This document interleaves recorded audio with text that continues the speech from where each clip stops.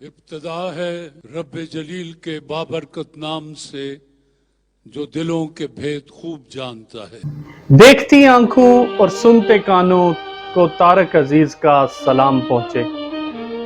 جی ہاں ناظرین، معروف میزبان طارق عزیز کو ہم سے بچھڑے 2 برس بیت گئے۔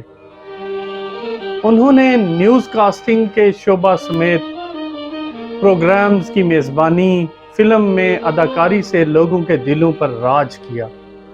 کیا کسی بے گناہ کو فریب کے جال میں پھنسا کر اسے پھانسی کے تختے تک پہنچا دینا جرم نہیں ہے؟ وہ ایک شاعر اور اداکار بھی تھے۔ انہوں نے کئی ریڈیو اور ٹی وی پروگرامز کیے اور فلموں میں بھی اداکاری کی۔ ان کا ڈائلاگ دیکھتی آنکھوں اور سنتے کانوں کو طارق عزیز کا سلام ان کی شناخت بن گیا۔ 1936 میں بھارت کے شہر جلندھر میں پیدا ہوئے۔ ان کے والد میاں عبدالعزیز 1947 میں پاکستان ہجرت کر کے آ گئے تھے۔ ناظرین، طارق عزیز نے ابتدائی تعلیم ساہیوال سے ہی حاصل کی، جس کے بعد انہوں نے ریڈیو پاکستان لاہور سے اپنے پیشہ ورانہ کیریئر کا آغاز کیا تھا۔ علاوہ ازیں 1975 میں شروع ہونے والے سٹیج شو نیلام گر سے ان کو شہرت ملی، ان کی شہرت میں اضافہ ہوا، جو پروگرام 4 دہائیوں تک جاری رہا۔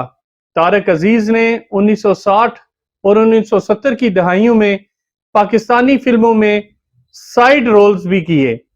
1969 میں ریلیز ہونے والی ان کی فلم سالگرہ نے بہت کامیابی حاصل کی تھی اور اسی برس 2 نگار ایوارڈز بھی حاصل کیے۔